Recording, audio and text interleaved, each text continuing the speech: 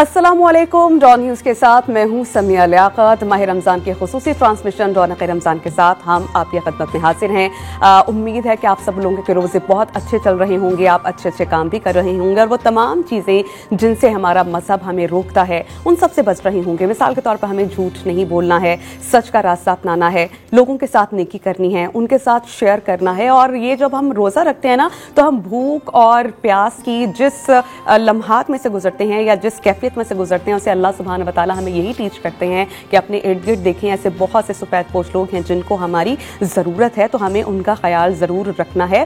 साथ ही साथ वो तमाम चीज़ें जिनसे नबी करीम सल्लल्लाहु अलैहि वसल्लम ने हमने बचने के लिए कहा, हमें उनसे बचने की कोशिश करनी है। हम पूरा साल वेट करते हैं कि रमज़ान आए और जब रमज़ान आता है तो ख़ुद को इस काबिल बना लेते हैं कि अगले 11 माह वो तमाम चीज़ों की प्रैक्टिस करें जो हमने रमज़ान में ख़ुद को रीन्यू किया था, रीशेप किया था या मॉडिफाई किया था। तो आप की खिदमत में हम हाजिर होते हैं। हमारा फर्स्ट सेगमेंट होता है कुकिंग सेगमेंट, जिसमें हम आपके दस्तरखान की रौनक को बहाल करते हैं मुनफरिद डिलीशियस रेसिपीज़ के साथ। और फिर अगला हमारा सेगमेंट होता है हमारे मुअज़्ज़ज़ उलमा कराम के साथ, जिसमें हम दीन और दुनिया की बातें सीखने की कोशिश करते हैं। रहते हम दुनिया में हैं लेकिन चलना हमें अल्लाह और उसके रसूल के मुताबिक है। तो हमने आज क्या बनाना है, आज हम अब क्या बनाने जा रहे हैं, इसके लिए हम बाकायदा आगाज़ करते हैं अपने फर्स्ट सेगमेंट का। क्या पकाएंगे हम, ये आप जान सकेंगे segment Aftar around the world में।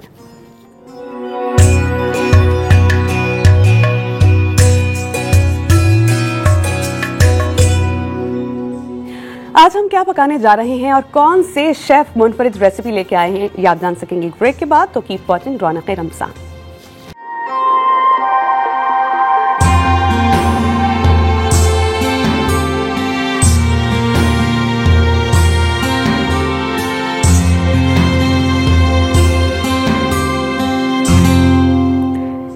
ब्रेक के बाद आपको खुशामदीद कहेंगे अफ्तार अराउंड द वर्ल्ड में। आज हम क्या बनाने जा रहे हैं, इसके लिए हम रुख करेंगे कुकिंग काउंटर का और वहां पर मौजूद हैं हमारे शेफ रिजवान खान। अस्सलाम वालेकुम। वालेकुम अस्सलाम। कैसे हैं आप? अल्हम्दुलिल्लाह। शेफ, आज हम क्या रेसिपी ला रहे हैं अपने देखने वालों के लिए? आज जो हम रेसिपी ला रहे हैं वो चाइनीज़ है हमारे पास। Okay. Chinese chicken vegetable, chicken का और वेजिटेबल का भी हम इसमें यूज़ करेंगे।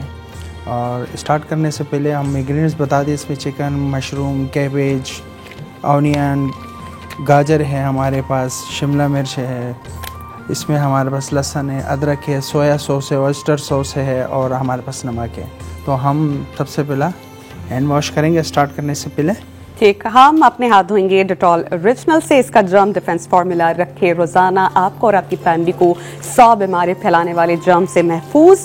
पूरी फैमिली की प्रोटेक्शन रोजाना आप मिले डेटॉल के जर्म डिफेंस फार्मूला से।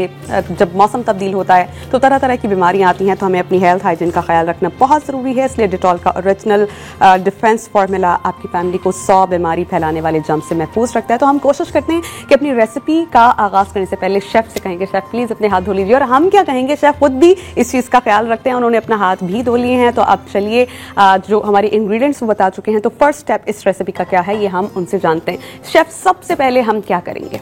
सबसे स्टव ऑन करेंगे। हम ये ऑन किया, ऑन करने के बाद हम इसमें ऑयल डालेंगे जी। ये तकरीबन हम 100 ग्राम या 120 ग्राम हमने इसमें ऑयल ऐड किया।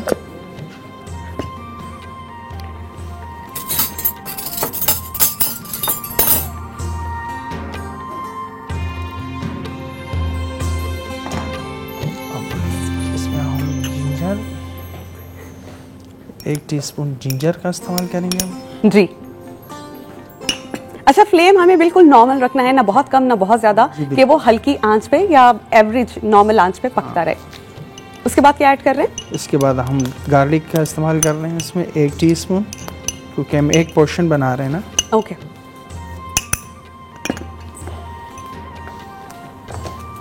और हम इसको अच्छे से सौते करेंगे इसमें, या फ्राई कर रहे हैं? ये हम सौते कर रहे हैं इसको। ओके। थोड़ा सा कलर आ जाएगा फिर हम इसके अंदर चिकन ऐड करेंगे। और पता है चिकन में जो हल्का सा टेस्ट आता है उसकी स्मेल का, उसको भगाने का तरीका भी ये है कि आप उसको गार्लिक में अच्छे से सौते कर लें, तो गार्लिक का एक बहुत ही मुनफरिद सा डिलीशियस सा टेस्ट भी आता है। और आपको जो गार्लिक में हल्का सा, मुझे तो खैर कभी कभी अब मैं अपसेट होती हूँ उससे कि वो हीक सी क्यों आ रही है, वो इससे भाग जाती है और मज़ेदार भी हो जाता है। और फ्राई करने से चिकन की आपको पता है कोटिंग अच्छी हो जाती है। अच्छा, ये चिकन है, ये भी हमने फ्राई किया हुआ है, तकरीबन ये 300 ग्राम है। ये चिकन हमने फ्राई किया हुआ है क्योंकि हमारे पास गिवन टाइम होता है, उसी में कुकिंग करनी होती है, तो अगर पहले से कुछ पकाना हो, थोड़ा सा उबालना हो, तो वो हम करके लाते हैं। तो शेफ रिजवान उसको हल्का सा फ्राई करके लाए थे। अब मज़ीद जो हैं हम बना रहे हैं चाइनीज़ चिकन वेजिटेबल, और उसके लिए हम तमाम इंग्रेडिएंट्स आपको बता भी चुके हैं। और जो शेफ हैं अब वो अपनी रेसिपी स्टार्ट कर चुके हैं। गार्लिक सौते करने के बाद चिकन ऐड किया है, उसमें कैरेट्स ऐड कर रहे हैं हम। कैरेट ऐड किया मैंने। ओके,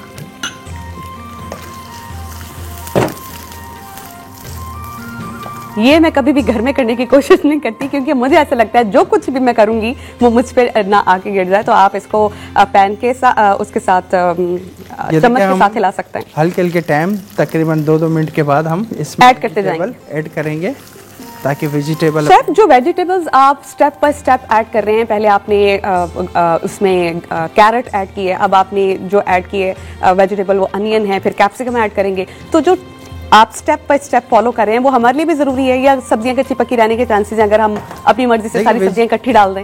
हाँ, डाल तो दें, लेकिन कैरेट है थोड़ा सा हार्ड होता है। हाँ जी, उसको पकने में टाइम भी लगता है। पकने में टाइम लगता है, इसी वजह से 2 मिनट के बाद हम इसको स्टेप देते हैं। जैसे कि हमने ऑनियन डाला, 2 मिनट के बाद हमने इसके अंदर कैप्सिकम ऐड कर दिया। मैंने ऐड कर दिया। कैप्सिकम भी हम पकाएंगे अच्छी तरीके से। इसमें वेजिटेबल जो है ना मुरझाना नहीं चाहिए, चाइनीज निखरा निखरा खिला खिला सा, और कलर्स भी नजर आने चाहिए। हम जो घर में कर देते हैं ना ओवर कुक, हल्का सा कच्चा सा लग रहा है, थोड़ा सा पका दें, क्रंची उसमें जो चीज़ होती है उसको खत्म करने के लिए ओवर कुक जब करते हैं तो उसका कलर खत्म हो जाता है। अब हमने मशरूम इसमें ऐड कर दिए। ब्यूटीफुल पैन में, ब्लैक कलर के पैन में बैकग्राउंड में कलर्स देखिए तो बहुत रिच लग रहे हैं, ग्रीन, रेड, वाइट, बहुत अच्छा लग रहा है। इस रेसिपी में हमने चिल्ली का इस्तेमाल इसमें नहीं किया, लेकिन हम इसमें चिल्ली का इस्तेमाल इस वजह से करेंगे क्योंकि पाकिस्तानी लोग ये चिल्ली खाना पसंद करते हैं। थोड़ा सा उनको नमक मिर्च मसाला ज्यादा चाहिए होता है, तो हमने ये 2 अदद इसमें चिल्ली जो है ना, तो हम अपनी स्पाइसेस को ऐड बढ़ाने के लिए, अगर कुछ लोगों को स्पाइसी खाना पसंद है तो ग्रीन चिली ऐड कर सकते हैं, अगर आपको सादा खाना है तो आप ग्रीन चिली स्किप भी कर सकते हैं। ऐसे ही है जी, बिल्कुल। अब ये देखें ना किस तरीके से कलरफुल आ गया, खाने में और मजा करेगा। तो ये हम कैबेज एंड में हम कैबेज डालेंगे, क्योंकि कैबेज हार्ड नहीं होता और बहुत जल्दी भी पक जाता है। पक जाता है।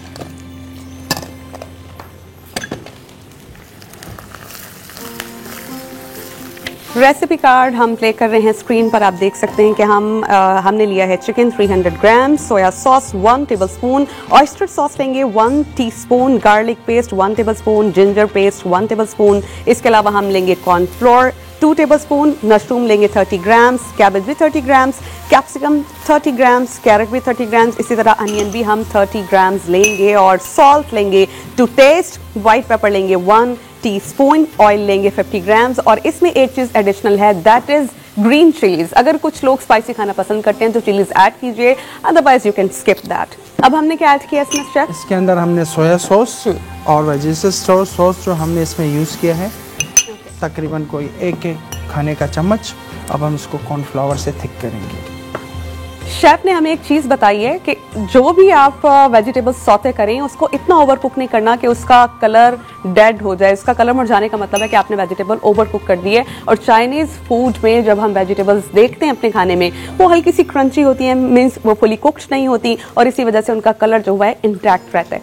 अब हम कॉर्नफ्लोर को मिक्स कर रहे हैं, उसमें ऐड करेंगे, लेकिन उसके लिए वेट करेंगे थोड़ा सा। ये थोड़ा सा हमने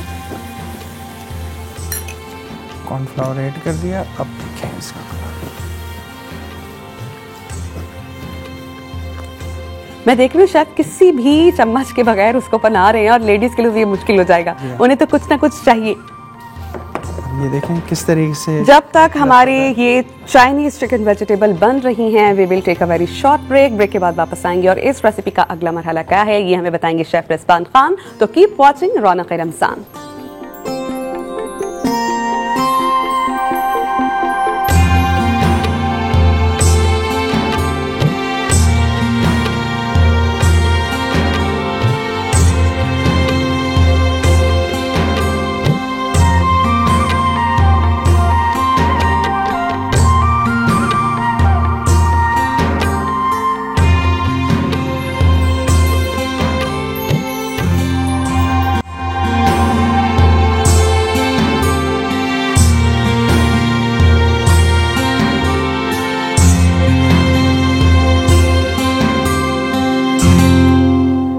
welcome back after the break. I do hope and I do pray कि आप बिल्कुल ठीक ठाक हो, खैरियत से हो। मैं उम्मीद करती हूँ कि रमज़ान की तमाम तर रहमतें, बरकतें, फयूज़ व बरक़ात आप लोग समेटने की कोशिश कर रहे होंगे। आज जिस टॉपिक पे हम बात करेंगे वो है नाजायज़ ज़ख़ीरा अंदोज़ी। अच्छा, ज़ख़ीरा अंदोज़ी करनी चाहिए या नहीं करनी चाहिए, और यह नाजायज़ कब होती है, यही आज हम जानने की कोशिश करेंगे। नाजायज़ ज़ख़ीरा अंदोज़ी है क्या?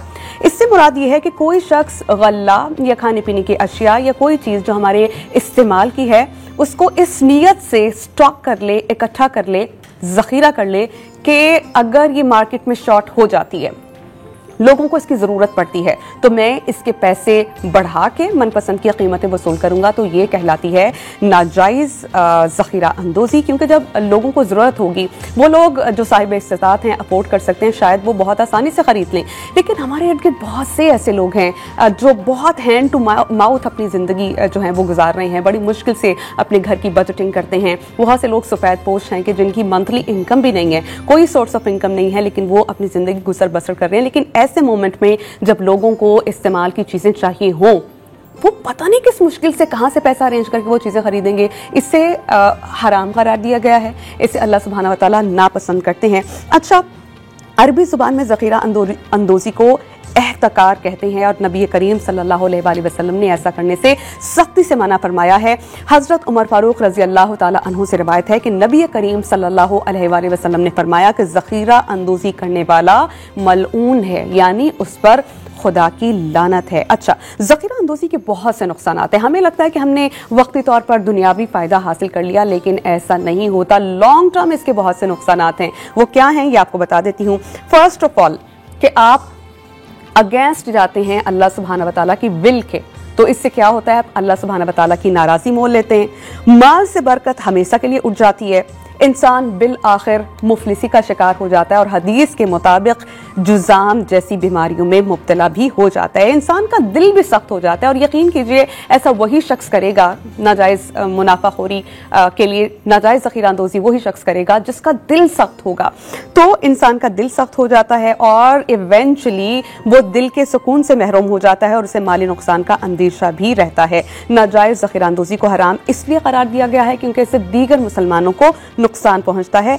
तो हदीस मुबारका में है कि ज़ख़ीरा अंदोज़ी सिर्फ गुनाहगार शख्स ही करता है। हमें ट्रेडिंग करते वक्त किन उसूलों को मनहूज़ खातिर रखना चाहिए, इस पर हम बात करेंगे अपने इस्लामिक स्कॉलर से। हमें ज्वाइन करेंगे एक ब्रेक के बाद मुफ्ती नूर रहमानी साहब और डॉक्टर सरवत अस्करी साहिबा। तो कीप वॉचिंग रौनक़ रमज़ान।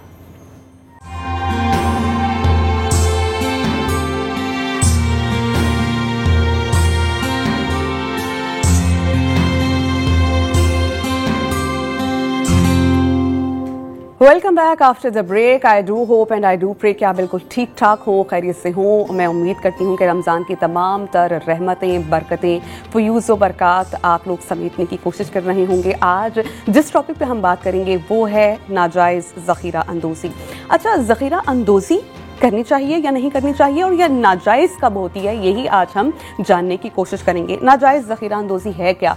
इससे मुराद ये है कि कोई शख्स गल्ला या खाने पीने की अशिया या कोई चीज़ जो हमारे इस्तेमाल की है उसको इस नीयत से स्टॉक कर ले, इकट्ठा कर ले, ज़ख़ीरा कर ले कि अगर ये मार्केट में शॉर्ट हो जाती है, लोगों को इसकी ज़रूरत पड़ती है, तो मैं इसके पैसे बढ़ा के मनपसंद की कीमतें वसूल करूंगा, तो ये कहलाती है नाजायज़ ज़ख़ीरा अंदोज़ी। क्योंकि जब लोगों को ज़रूरत होगी, वो लोग जो साहिब इस्तात हैं, अफोर्ड कर सकते हैं, शायद वो बहुत आसानी से ख़रीद लें।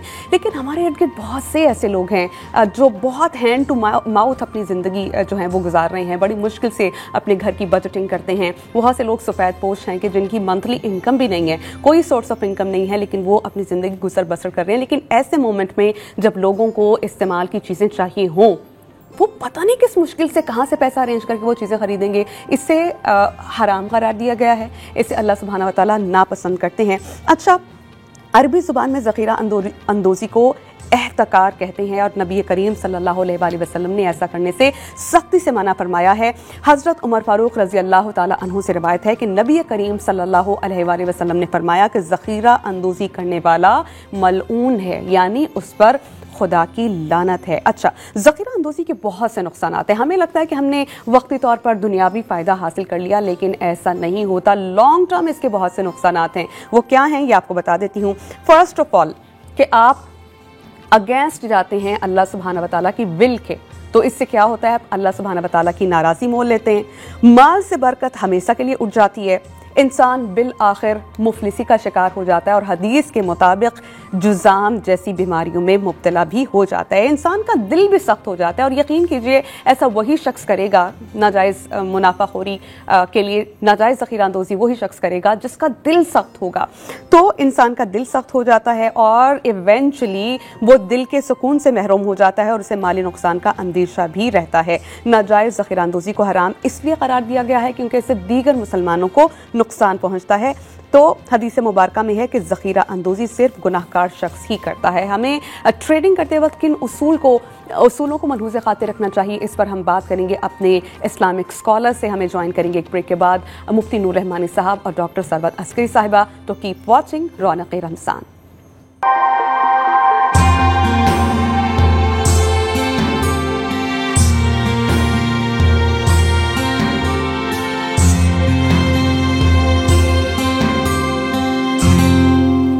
Welcome back after the break. हम बात कर रहे हैं नाजायज़ ज़ख़ीरा अंदोज़ी पे और इसी में फिर हम जब ट्रेड का ही जिक्र कर रहे हैं, ट्रेड की ही बात कर रहे हैं कि उसमें किन उसूलों को मलहूज़ खातिर रखना चाहिए, तो साथ ही साथ हम ये भी समझने की कोशिश करेंगे कि हलाल तरीके से रिस्क कमाना कितना बाइस बरकत है और हराम से हद्दुल इम्कान किस तरह से बचा जा सकता है। हज़रत उमर बिन ख़त्ताब रज़ी अल्लाह ताला अन्हु से रिवायत है कि नबी करीम सल्लल्लाहु अलैहि वसल्लम ने फरमाया कि दूसरे शहर से माल लाने वाले को रिस्क में नफ़ा दिया जाता है और ज़ख़ीरा अंदोज़ी करने वाला मलऊन है। इब्न बाजा में ये हदीस थी जिससे मैंने आपकी समातों के नज़र किया। हमें ज्वाइन कर चुके हैं हमारे इस्लामिक स्कॉलर्स मुफ्ती नूर रहमानी साहब और डॉक्टर सरवत अस्करी साहिबा। मुफ्ती साहब, मैं आपसे जानना चाहूँगी कि ज़ख़ीरा अंदोज़ी है क्या और ये हमें कैसे पता चलेगा कि हम जायज़ ज़ख़ीरा अंदोज़ी कर रहे हैं या ये नाजायज़ है? नहमदुहु व नसल्ली अला रसूलिहिल करीम, अम्मा बाद, फ़अऊज़ु बिल्लाहि मिनश शैतानिर रजीम, बिस्मिल्लाहिर रहमानिर रहीम। वअहल्लल्लाहुल बैअ व हर्रमर रिबा वक़ाल रसूलुल्लाहि सल्लल्लाहु अलैहि वसल्लम मन इत्तक़रा फ़हुव ख़ाती, सदक़ल्लाहुल अज़ीम व सदक़ रसूलुहुन नबियुल करीम। तमाम तारीफ़ें अल्लाह सुब्हानहु व तआला के लिए और दुरूद व सलाम अल्लाह के रसूल हुज़ूर मोहम्मद मुस्तफ़ा सल्लल्लाहु अलैहि वसल्लम। क़ुरान मजीद फ़ुरक़ान हमीद की आयत पढ़ी जिसमें अल्लाह फरमाते हैं वहल्लल्लाहुल बैअ व हर्रमर रिबा, अल्लाह ने ख़रीद व फ़रोख्त तिजारत को हलाल रखा है और अल्लाह ने सूद को हराम कर दिया। जो शख्स तिजारत करता है, उसके बाद भी ज़ख़ीरा अंदोज़ी के सवाल पर आऊँगा, जो शख्स तिजारत करता है और वो अपनी ज़ात से लोगों को नफ़ा देता है और सच्चा ताजिर होता है, अमानतदार होता है। हुज़ूर की हदीस अत्ताजिर अस्सुदूक़ मअन नबिय्यीन व सिद्दीक़ीन व शुहदा, सच्चा ताजिर कल क़यामत के दिन, जिस दिन ज़मीन तांबे की तरह उबल रही होगी, सूरज सवानज़ी पे होगा, वो सच्चा ताजिर नबियों के साथ, शहीदों के साथ और सालिहीन के साथ खड़ा होगा। अब आइए ज़ख़ीरा अंदोज़ी के हवाले से। ज़ख़ीरा अंदोज़ी किस चीज़ में जायज़ है और किस चीज़ में नाजायज़ है, पहले इसको समझ लीजिए। अहादीस रसूल सल्लल्लाहु अलैहि वसल्लम के मुताबिक कोई शख्स गल्ला या खाने पीने की अशिया को 40 दिन तक या उससे ज़्यादा के लिए इसलिए स्टोर करता है ताकि वो मार्केट में प्राइस को इंक्रीज़ करेगा, यानी मार्केट में प्राइस को बढ़ाएगा और जब उसकी वजह से डिमांड बहुत ज़्यादा हो जाएगी तो वो बहुत ज़्यादा महंगे दामों बेचेगा अपनी मनपसंद की। हुज़ूर ने फरमाया मन इह्तकरा फ़हुव ख़ाती, ये गुनाहगार है, ये गुनाहगार है। एक हदीस में उस पर अल्लाह की लानत है और एक हदीस रसूल सल्लल्लाहु अलैहि वसल्लम की उस पर अल्लाह ताला उसको कोड़ के मर्ज़ में मुब्तला फरमाते हैं। जी। अच्छा, किस चीज़ में जायज़ है? मिसाल के तौर पे जैसे कि तेल आपने इस्तेमाल रख लिया, आपने कोई सूट बनाने जो गारमेंट्स के लोग होते हैं वो बना के स्टोर कर लेते हैं, तो ये हराम नहीं है। एहतिकार जिसको आप कहते हैं ज़ख़ीरा अंदोज़ी, बिल्कुल मैं यही पूछने वाली थी कि एहतिकार किससे कहते हैं, उसकी भी डेफिनेशन आपसे पूछ रही थी। एहतिकार कहते हैं ज़ख़ीरा अंदोज़ी को, और ज़ख़ीरा अंदोज़ी में नबी पाक सल्लल्लाहु अलैहि वसल्लम ने वाज़ेह तौर पे फरमाया है कि ज़ख़ीरा अंदोज़ी ग़िल्ला अजनास खाने पीने की अशिया को इस नीयत से जमा करना कि मार्केट में बहरान पैदा हो जाए और मैं अपनी मन पसंद कीमत पर फ़रोख्त करूँ। आप अंदाज़ा कीजिए, अल्लाह के रसूल ने फरमाया उस पर अल्लाह की लानत है। यानी मुफ्ती साहब इसमें भी नीयत मैटर करती है। अगर मेरी नीयत ये है कि मैं इससे मुनाफा कमाऊँ और उसके पीछे ये नियत ना हो कि बहरान पैदा हो जाए, महंगाई हो और फिर मैं मुनाफा कमाऊं। यानी दो चीजें, एक आप स्टॉक कर रहे हैं फ्यूचर को महफूज बनाने के लिए, और दूसरा ये है कि आप इससे लोगों को भी नुकसान होगा। और इसे हराम शायद इसलिए भी करार दिया गया है, मैं आपसे भी मजीद वजाहत इसलिए जानना चाहूंगी वेदर ये है कि नहीं, क्योंकि जिस चीज से आपके मुसलमान भाइयों को नुकसान पहुंचे उसे हराम करार दिया गया। तो हमें ये कहा जा रहा है हमें यहीं पे खुद को रोकना है, क्योंकि हमें एक कॉलर ने ज्वाइन किया। जी अस्सलाम वालेकुम, हमारे साथ कौन है और कहाँ से? वालेकुम अस्सलाम भाई, हम आपके रेगुलर याहिया जी जी, कैसे हैं याहिया आप? अल्लाह का शुक्र है, मुफ्ती साहब को सलाम, सलाम हो। बात ये है कि देखिए, मैं अभी ज़खीरा अंदोज़ी की बात हुई तो मैं तो वैसे भी मेरी नजर में तो ये कि आप देखिए, अब हम लोग कितने जरा सा रमजान शुरू होता है, लोगों पे डिपार्टमेंट स्टोर पे ऐसे रश लग जाता है जैसे आज के बाद कोई चीज नहीं मिलेगी। ये भी जो है ना, अपनी जरूरत से ज्यादा आप चीजें जमा करके रख लेते हैं, जबकि मेरी नजर में तो रमजान में आपकी जरूरत में कमी होनी चाहिए, लेकिन वो बढ़ जाती है। अच्छा, ज़खीरा अंदोज़ी के मुतालिक मैं मुफ्ती साहब से स्पेशली पूछना चाहूंगा, क्योंकि देखिए जितने बड़े ज़खीरा अंदोज़, मैं खुद भी बिजनेस करता हूँ, लेकिन होता क्या है कि जितने बड़े ज़खीरा अंदोज़ है ना, वो बहुत बड़े, वो नमाजी भी होते हैं, परहेजगार भी होते हैं, बड़े बड़े चिल्ले काट रहे होते हैं, लेकिन वो जो हरकत कर रहे होते हैं वो माशरे को नुकसान पहुंचा रहे हैं। जो मतलब अपनी नजर में तो उन्होंने लोगों की नजर में अपने आप को बहुत मजहबी बनाया हुआ, लेकिन अगर उनके अपने अमाल देखें, ज़खीरा अंदोज़ी करके वो माशरे को भी नुकसान करते हैं और अल्लाह के अहकामात की भी खिलाफ वर्जी करते हैं, उन लोगों के बारे में आप क्या कहेंगे? आप बहुत शुक्रिया याहिया, आपका सवाल पहुंच गया। सरवत आपा और मुफ्ती नूर रहमानी दोनों से इसका जवाब जानेंगे। जी मुफ्ती साहब। देखिए, मैंने अभी हदीस पढ़ी, ऐसा शख्स, देखिए दो दीन की तीन हिस्से हैं, एक अकायद है, इबादात हैं, मुआमलात हैं। ये तीन चीज़ें मिलती हैं तब जाके दीन है। सिर्फ अकायद नहीं, सिर्फ इबादात नहीं, मुआमलात मतलब ख़रीदो फ़रोख्त, रहना, मियाँ बीवी, जितने हुकूक़ हैं सब आते हैं इबादत अपना मुआमलात में। ये तीन चीज़ों का नाम दीन है। आप इसमें से एक चीज़ भी मिस कर देंगे तो अल्लाह उसके रसूल के नज़दीक आप कामयाब नहीं होंगे। अब यहाँ बहुत वैलिड सवाल किया मेरे भाई ने कि नमाज भी पढ़ रहे हैं, रोज़े भी रख रहे हैं, हज पे भी जा रहे हैं, उम्रे पे भी जा रहे हैं। नबी पाक सल्लल्लाहु अलैहि वसल्लम का फरमान है, या अल्लाह के नबी की बात है कि जो शख्स ज़खीरा अंदोज़ी करता उस पर अल्लाह की लानत है।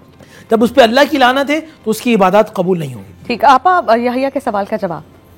बिस्मिल्लाहिर्रहमानिर्रहीम, अस्सलाम वालेकुम। मैं आप सबको माह रमज़ान मुबारक की मुबारकबाद पेश करना चाहती हूँ। परवरदिगार आलम इस माह रमज़ान मुबारक को हम सबके लिए बरकतों, रहमतों का और सादतों का ख़ज़ीना करार दे दे, आमीन सुम्मा आमीन।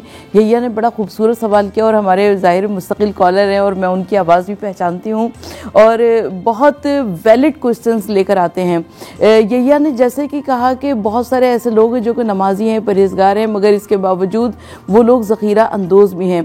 तो बिल्कुल ऐसे ही एक मिसाल, जब हज़रत अली इब्न अबी तालिब अलैहिस्सलाम खलीफतुल मुस्लिमीन थे तो उनके ज़माने में किसी आलिम ने चोरी की। लोगों ने कहा कि आलिम ने चोरी की। हज़रत अली ने फरमाया कि वो आलिम कब था, यानी वो बहरूपिया था, बांधे हुए था, बहरूपिया था ना।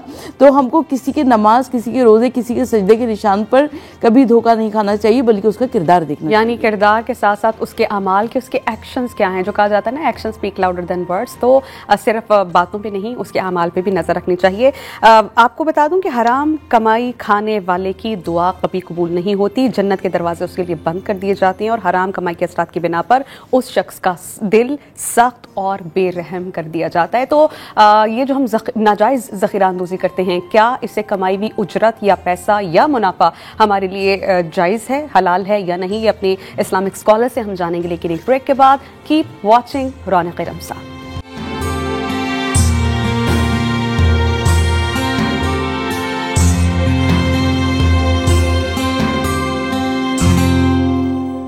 Welcome back after the break. इरशाद बारी ताला है कि ए लोगो, जो चीज़ें ज़मीन में मौजूद हैं उसमें से हलाल पाक चीज़ों को खाओ और शैतान के कदमों पर मत चलो, यकीनन वो तुम्हारा खुला दुश्मन है। ये सूरह बकरा की ट्रांसलेशन जो मैंने आपकी समातों के नज़र की। तो जैसा कि मुफ्ती साहब भी हमें बता चुके हैं कि नाजायज़ ज़खीरा अंदोज़ी से जो हम मुनाफा कमाते हैं वो हराम ही होता है, और हराम इसलिए भी इसको कंसिडर किया जाना चाहिए कि जैसा कि मैंने आपसे कहा, बहुत से सफ़ेद पोश लोग हैं, बहुत से लोग ऐसे हैं जिनकी कम तनख्वाह है, हैंड टू माउथ चल रहे हैं, और जब उन्हें ज़खीरा अंदोज़ी की वजह से सस्ती चीज़ को महंगे दामों खरीदना पड़े तो आपको नहीं पता वो किस मुश्किल से अपनी बजटिंग को मैनेज करेंगे, कौन सा अपनी ज़रूरत को कम करके या मेडिसिन के खर्चों को कम करके आपसे वो चीज़ खरीदेंगे। तो इससे चूंकि आपने लोगों को तंग किया, नुकसान पहुंचाया, कमाई हुई चीज़ भी हराम ही कंसिडर की जाएगी। तो नबी करीम सल्लल्लाहु अलैहि वसल्लम ने बहुत वाज़ेह किया है, अल्लाह का हुक्म इस बारे में बहुत वाज़ेह है कि जो हराम कमाता है वो हम में से तो कम से कम नहीं है। मुफ्ती नूर रहमानी साहब और डॉक्टर सरवत अस्करी साहब हमारे साथ स्टूडियोज़ में मौजूद हैं। इस पर हम उनसे बहुत डिटेल से बात करेंगे। मुफ्ती साहब, मैं आपसे ये जानना चाह रही हूँ कि किस तरह का सामान और कितनी मकदार का हमें ज़ख़ीरा करना चाहिए, किस नीयत से कि लोगों को भी इसका नुकसान ना हो और कम से कम हमारा भी थोड़ा बहुत हमें प्रॉफिट आता रहे, ताजिरों को या जो लोग ट्रेड कर रहे हैं या जो लोग बिज़नेस कर रहे हैं। बिस्मिल्लाह। देखिए, नबी पाक सल्लल्लाहु अलैहि वसल्लम ने 40 दिन की एक मुद्दत बयान की है। ऐसा ताजिर कि वो ऐसा गल्ला जमा कर लेता है, ज़ख़ीरा अंदोज कर लेता है। ये बात मैं फिर रिपीट कर दूं कि ये सिर्फ़ और सिर्फ खाने पीने की अशिया के हवाले से बात की जा रही है। इसके अलावा और दूसरी अशिया जैसे तेल है और मिसाल के तौर पे कपड़े हैं, जूते हैं, इसमें अगर कोई स्टोर करता है तो ये ज़ख़ीरा अंदोज़ी नहीं होगी। अब यहाँ एक जो याया भाई ने हमारी कॉल की थी, बड़ी अच्छी बात उन्होंने निशानदेही की थी कि कुछ हमारे अवाम रमज़ान से पहले माल जमा करने में लग जाते हैं। हर स्टोर पर रश होता है कि जैसे ख़त्म हो जाएगा, तो यहाँ आवाम की भी गलती होती है। एक बात नाज़रीन ज़हन में रखिएगा, रमज़ानुल मुबारक का महीना, याद रखिएगा ये जुमला मेरा, आमाल का था, माल का नहीं था। हम सब ने इस महीने को माल का मना लिया, तो हमें हमारा ज़्यादा फोकस इबादत पे होना चाहिए। नबी पाक सल्लल्लाहु अलैहि वसल्लम इस महीने में कम खाते थे, कम सोते थे और यानी कि बातचीत का भी ना कम होता था, ज़्यादा अल्लाह सुब्हानहू व तआला का जिक्र होता था, आपका सोना भी बहुत कम होता था और आपका खाना पीना भी कम होता था। तो कोशिश किया करें खाने पीने के हवाले से भी कम रखें। और रहा ताजरों के हवाले से, तो अगर कोई समझते हैं कि वो जमा कर रहे हैं ताकि अपनी दुकान को और कारोबार को बढ़ाएं, लेकिन नीयत उनकी इस तरह स्टोर करने की नहीं है कि माल जमा करके वो प्राइस को इंक्रीज़ करेंगे, तो फिर वो गुनाहगारनियों की निशानी मिलती है।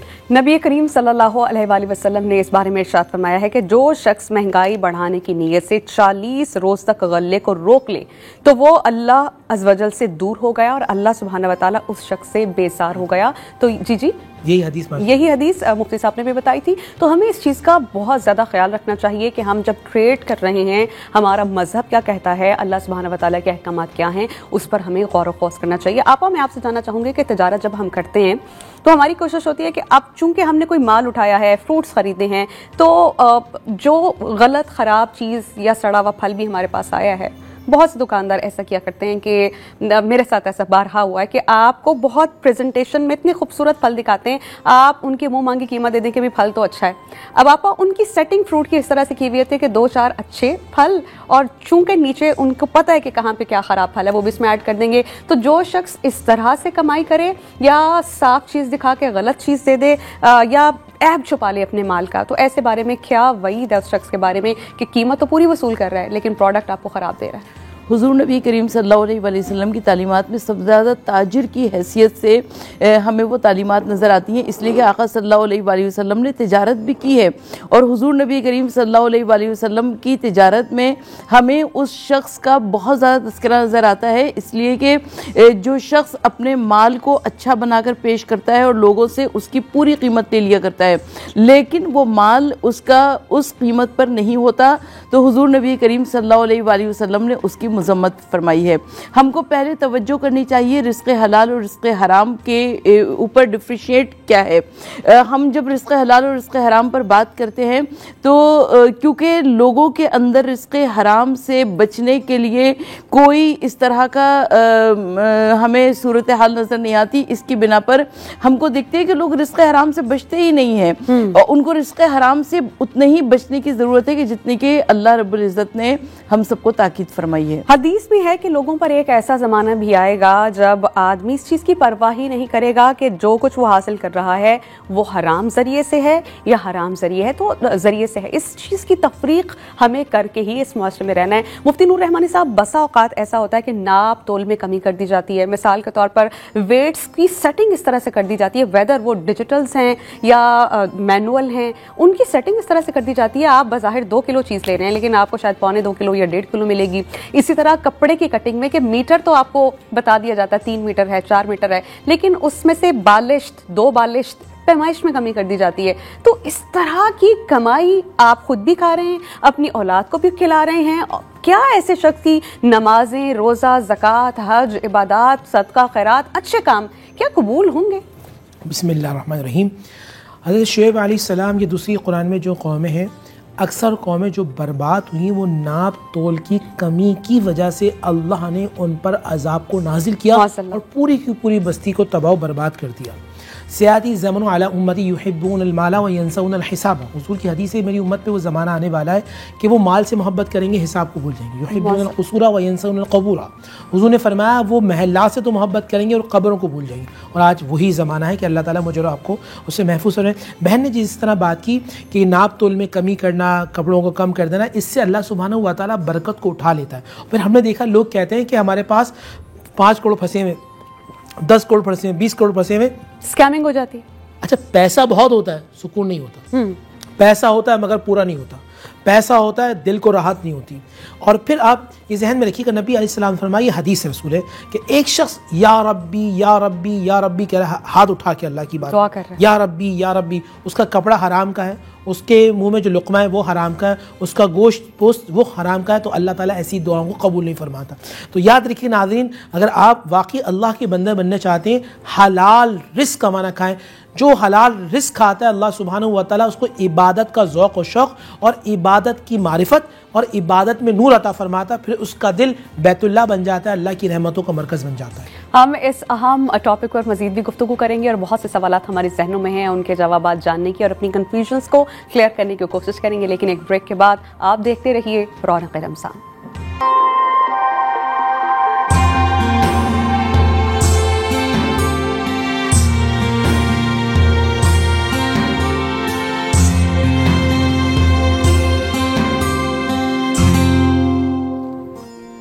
हज़रत अबू हुरैरा रज़ी अल्लाह ताला अन्हु से रिवायत है कि नबी करीम सल्लल्लाहु अलैहि वसल्लम ने फरमाया है कि लोगों, बेशक अल्लाह सुब्हानहू व तआला पाक है और पाकीज़ा अशिया ही कबूल करता है।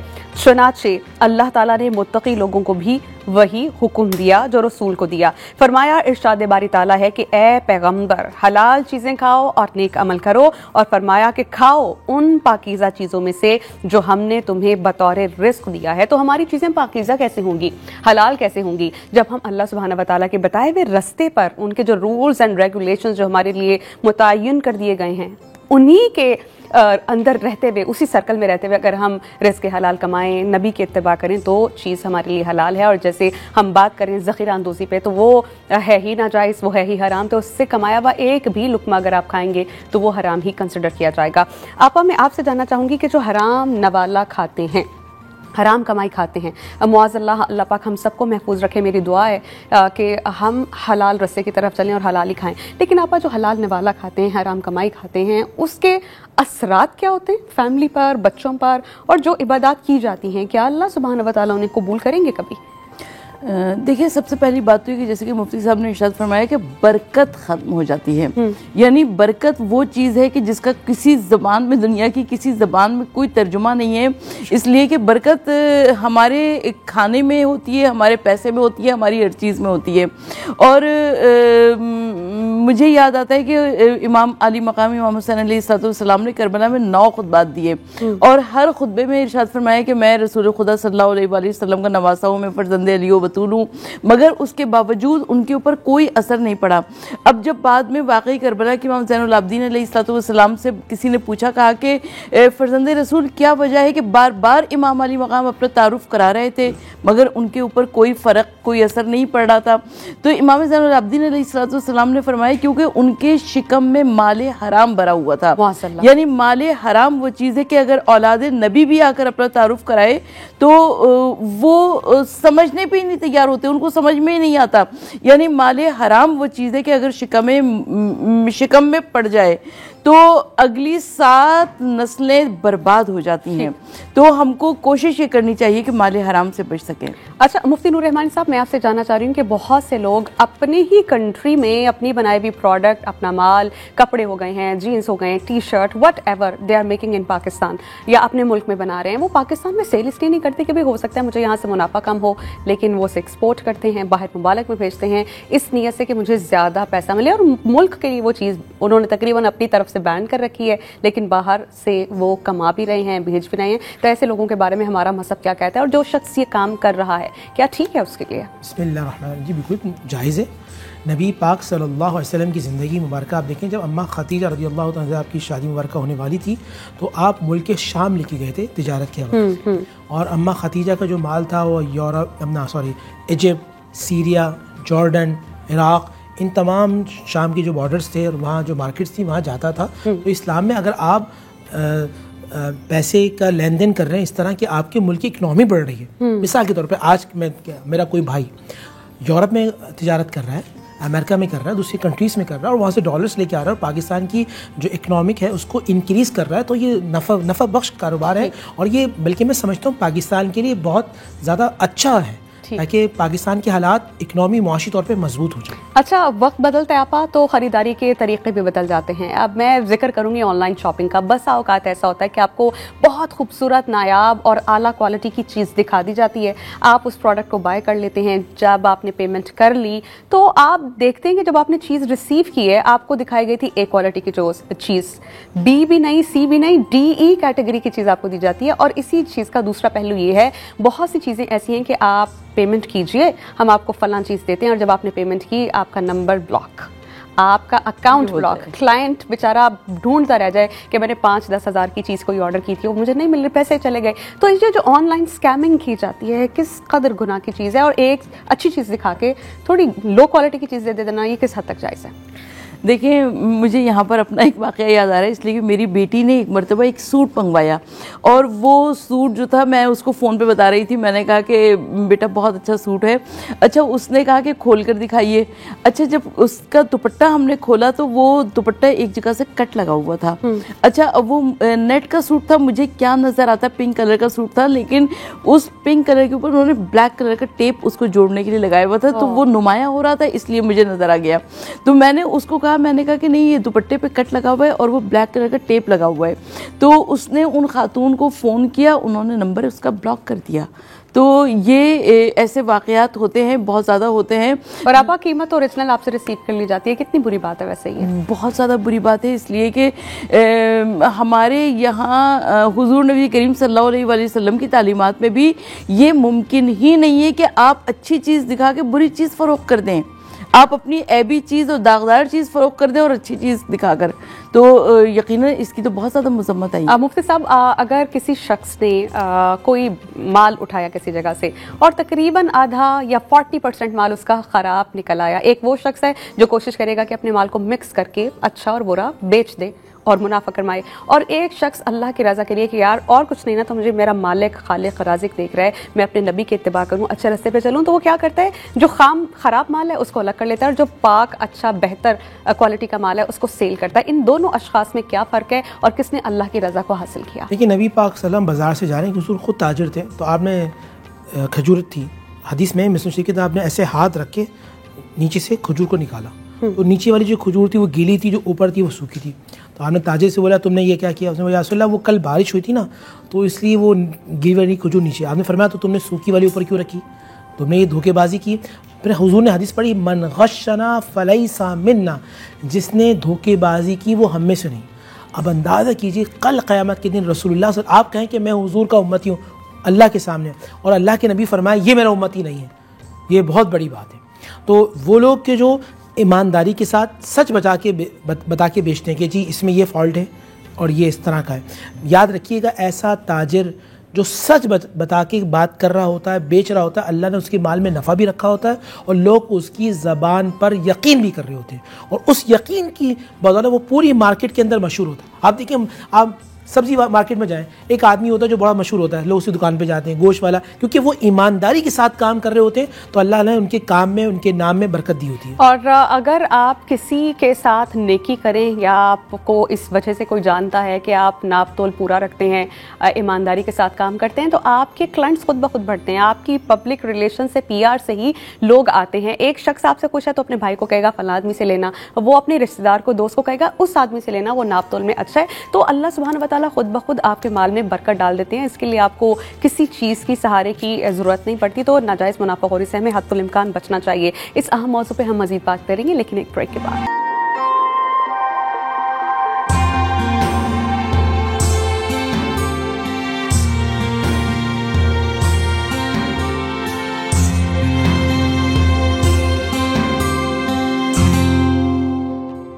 ब्रेक के बाद आपको खुशामदीद कहेंगे और आज का जो हमारा टॉपिक है वो है नाजायज़ ज़ख़ीरा अंदोज़ी। इसी में फिर आ जाता है कि रिस्क हलाल कमाना कितना इंपॉर्टेंट है, अल्लाह सुब्हानहू व तआला के क्या अहकामात हैं और हराम कमाई के क्या असरात, क्या नुकसानात हैं। अगर कोई शख्स हराम लुक़मा खा रहा है तो उसकी कोई इबादत कबूल नहीं होती और कल क़यामत को वो फिर शख्स ईंधन बनाया जाएगा जहन्नुम का। अल्लाह पाक हम सबको महफूज रखे। अब सुनिए फरमाने रसूल क्या है। नबी करीम सल्लल्लाहु अलैहि वसल्लम ये कहते हैं कि जो शख्स थका मांदा रात को घर वापस आए और उसकी थकावट और मांदगी का ये सबब हो कि दिन भर रिस्क हिलाल की तलब में वो कोशा रहा है और जब वो सो जाता है तो वो बख्श दिया जाता है और सुबह जब बेदार होता है तो हक़ ताला की खुशनुदी हासिल करता है, यानी वो अल्लाह पाक उससे खुश हो जाते हैं और फिर नेमतें अल्लाह पाक उस पर अपनी तमाम करते हैं। ये ज़रा आप अपने जहन में सोचिए कि आपने अल्लाह और उसके रसूल को खुश करने के लिए कोई काम किया तो ऐसा कैसे मुमकिन है कि आपकी दुनियावी ज़िंदगी और उखरवी ज़िंदगी में अल्लाह सुब्हानहू व तआला आपको आसानियाँ ना दें। तो हमें सबसे पहले तो हमारा अपना फ़ायदा है, हमारी औलाद का, हमारे घर वालों का, और फिर इसके फ़यूज़ व बरक़ात हम तक पहुँचते रहते हैं डायरेक्टली इनडायरेक्टली। आपके साथ कभी कुछ बुरा नहीं होगा, आप रात को बेसुकून नहीं होंगे, आप कम से कम सुकून की नींद सो सकेंगे कि मैंने एक दिल को ना ख़ास तमानियत होती है अच्छा काम करके। कभी आप देखिएगा आपकी नमाज कोई मिस हो जाएगी ना, आपको बेचैनी लगी रहेगी मेरी नमाज की मिस हो गई, लेकिन उसके लिए ये चीज़ ज़रूरी है कि आप 5 वक्त के नमाजी हों। तो जब आप काम पूरे कर लेना कि आपने अटेंडेंस लगा दी अल्लाह की बारगाह में कि 5 नमाज़ें पढ़ ली, तिलावत कर ली, आपने सूरह वाक़िया पढ़ ली, सूरह मुल्क पढ़ ली, तस्बीहात कर ली, इबादत कर ली, तो फिर ये होता है कि रात को आप रिलैक्स होते हैं कि भाई अल्लाह पाक आज मैंने आपके सारे काम किए, तो अल्लाह पाक आपको दिल का सुकून देते हैं। यही अगर आपने हराम लुकमा खाया होगा तो आपको बेचैनी रहती है, फिर रिस्क से बरकत उठ जाती है, फिर यही जैसे मुफ्ती साहब ने बयान किया था कि स्कैमिंग होती है, आपके पैसे किसी ने लिए लेकिन वापस नहीं किए, हतुल इम्कान वो शख्स मर गया। तो ये चीज़ जो नाजायज़ तरीके से आती है वो निकलती भी नाजायज़ तरीके से है। तो keep this thing in your mind कि आप जो भी करें हलाल तरीके से करें, अल्लाह और उसके रसूल को खुश करें। हमारे साथ मौजूद है हमारे इस्लामिक स्कॉलर्स। आपा मैं आपसे जानना चाह रही हूँ, अगर कोई शख्स ज़ख़ीरा अंदोज़ी कर रहा है, हम बात कर रहे थे इस पे कि आप किसी चीज़ को अपने पास ज़ख़ीरा कर लें इस नीयत से कि इन फ्यूचर आपको फ़ायदा हो। एक शख्स की ये नीयत है और दूसरे शख्स की नीयत है कि मैं तो महंगाई होगी, चीज़ बहुत महंगी बेचूंगा तो उससे मुनाफा कमाऊंगा। ये दो जहनीत थे मैंने आपके सामने रखी। अब मैं बात करती हूँ उस शख्स की जिसका सिर्फ नीयत ये थी कि वो अपना फ्यूचर सिक्योर करेगा, अच्छी इनकम कमाएगा। अब उस शख्स को पता चलता है कि मार्केट में चीज़ कम हो गई है, अब इसकी अच्छा ज़रूरत है, लेकिन वो शख्स अपना जो ज़ख़ीरा है जो उसने स्टॉक इकट्ठा किया हुआ है मार्केट में रिलीज़ कर देता है। तो लोगों की ज़रूरत को पूरा करने के लिए उसने अपना स्टॉक मार्केट में रिलीज़ कर दिया, उसको उसकी नीयत का कितना सवाब मिलेगा और किस हद तक ये उसके लिए ठीक रहा ऐसा करना। अच्छा देखिए, सबसे पहली बात तो ये कि इसमें नीयत देखी जाएगी और दूसरी बात ये कि हमको मनी के लिहाज से भी सोचना चाहिए, इसलिए कि इकोनॉमिक्स का एक स्कूल एक थ्योरम है कि सर्कुलेशन ऑफ मनी, यानी जब मनी सर्कुलेट करती है तो उसमें सबका फ़ायदा होता है, ताजिर का भी फ़ायदा होता है, जो माल पहुंचा रहा होता है उसका भी फ़ायदा होता है, खल्क़ खुदा का भी फ़ायदा होता है। तो हमको सर्कुलेशन ऑफ मनी के ऊपर तवज्जो रखनी चाहिए। मगर जिस तरह के आप फरमा रही हैं कि अभी सर्दियाँ गई हैं, अच्छा बहुत सारे अफराद ने, बहुत ताजिरों ने बहुत सारी चीज़ें ख़रीद ली होंगी, जैकेट्स ले ली होंगी, मोज़े ले लिए होंगे। अब उसको स्टोरेज में रखना ज़रूरी है, इसलिए कि जब अगली सर्दियाँ आएंगी तब तक वो बेकार है और मुनाफा भी इकट्ठा कर लेंगे थोड़ा सा। हाँ, तो अगर बचा हुआ सामान रख रहे हैं तो उसमें कोई बुरी बात नहीं है, लेकिन खल्क़े खुदा को नुकसान ना पहुंचाया जाए। बिल्कुल। अच्छा मुफ्ती साहब, मैं आपसे जानना चाह रही हूँ कि और कहीं मत जाएं, जो हमारी बेसिक नेसेसिटी है जैसे चीनी हमारे आउट ऑफ कंट्रोल हो जाती है, कभी बिल्कुल आटे का बहरान हो जाता है, 2 चीज़ें। और थर्ड, जो हर 15 दिन बाद हमें सिचुएशन देखने को मिलती है जब प्राइसेस हाई होते हैं पेट्रोल के, तो एक दिन पहले हम देखते हैं पेट्रोल पंप बंद हो गए, तो वेट करते हैं कि कीमतें बढ़ी हैं, अगर बड़ी होंगी तो हमें फिर मुनाफा मिलेगा। तो जो एक दिन तक या कुछ घंटों तक, इवन 8 घंटों तक भी अवाम दर दर की ठोकरें खा रही है कि पेट्रोल नहीं मिल रहा, पेट्रोल नहीं मिल रहा, पेट्रोल नहीं मिल रहा, तो इसमें लोगों को तो नुकसान पहुंचा, लेकिन जिन्होंने होल्ड की इस पेट्रोल की रिसानी को, उस पर आप क्या कहिएगा? देखिए बहन, बहुत माज़रत के साथ हम हर चीज़ ना गवर्नमेंट पे डाल देते हैं, गवर्नमेंट ऐसी है, गवर्नमेंट वैसी है। जो ताजिर है वो तो गवर्नमेंट नहीं है ना, जो लोग स्टोर करके रख रहे हैं वो तो गवर्नमेंट नहीं है ना। सारे काम जो हम कर रहे हैं कुछ हम लोगों में से लोगों के हाथों में होता है ना, हम फिर इल्ज़ाम इधर उधर कर रहे होते हैं। सबसे पहले ये देखिए, खुद को सही करने की जरूरत है। रसूलुल्लाह की हदीस है, खैरुन्नास मन यनफउन्नास, तुम में से बेहतरीन वो जो लोगों को अपनी ज़ात से नफ़ा दे, नफ़ा पहुँचे। अगर आप अपनी ज़ात से नफ़ा देने वाले हैं, देखिए मैं एक शख्स को जानता हूँ जिसके मदीने में जिसके बागात थे, जो मदीने का सबसे बड़ा ताजिर था, जो जब वहाँ कहत पड़ा तो लोगों ने कहा कि आपका माल आ रहा है, हमें 10 गुना बेच दो। पर मैंने बेच दिया 70 गुना पर। तो कौन है भाई इतना बड़ा ताजिर तो तुम्हें 1 के 70 देगा? और मैंने अल्लाह को बेच दिया। उसका नाम है उस्मान बिन अफ़्फ़ान, जिनका आज भी 2025 में भी बैंक अकाउंट है मदीने के अंदर, और आज भी मदीने में उनके नाम का दस्तरखान चल रहा है। तो जो अल्लाह उसके रसूल सल्लल्लाहु अलैहि वसल्लम के लिए तिजारत करता है, वो रहती दुनिया तक कामयाब और कामरान होता है। देखिए, एक कारून भी था और एक दूसरे बादशाह भी थे, फ़िरौन भी था और नमरूद भी था। उनका पैसा बर्बाद हो गया। उस्मान गनी का, सैयदना इमाम हसन का, इमाम हुसैन का नाम आज भी जिंदा है, क्योंकि अल्लाह उसके रसूल के नाम पे खिलाने वाली थी। ठीक, मैं आपके सामने एक हदीस रखना चाहूँगी इससे से जुड़ी हुई कि हमें हलाल और हराम की तमीज़ बहरहाल रखनी है। अगर ज़ख़ीरा अंदोज़ी आपकी जायज़ है तो उसका मुनाफा आप रिज़्क़ हलाल ही होगा। लेकिन अगर आपकी नीयत ये थी कि अब महंगाई हो जाए, बहुत ज़्यादा आप अपनी मनपसंद की कीमत से उसको बेचें, तो ये नाजायज़ ज़ख़ीरा अंदोज़ी और उससे कमाया हुआ एक एक रुपया, एक एक सिंगल पैनी वो नाजायज़ ही कंसिडर की जाएगी, जो कि हराम है और आपके लिए हरगिज़ जायज़ नहीं। हज़रत साद बिन अबी वक़ास रज़ी अल्लाह तआला अन्हु ने नबी करीम सल्लल्लाहु अलैहि वसल्लम से अर्ज़ किया कि या रसूल अल्लाह कि आप मेरे लिए दुआ फरमाएं कि अल्लाह मुझे मुस्तजाबुद दावा बना दे, यानी मुझे ऐसा शख्स बना दे कि मैं जो दुआ मांगूं अल्लाह से वो कबूल हो। तो रसूल करीम सल्लल्लाहु अलैहि वसल्लम ने फरमाया कि लुक़्मा हलाल अपने लिए लाजिम कर लो, मुस्तजाबुद दावा हो जाओगे, यानी अगर हलाल खाओगे तो हर दुआ कबूल होगी।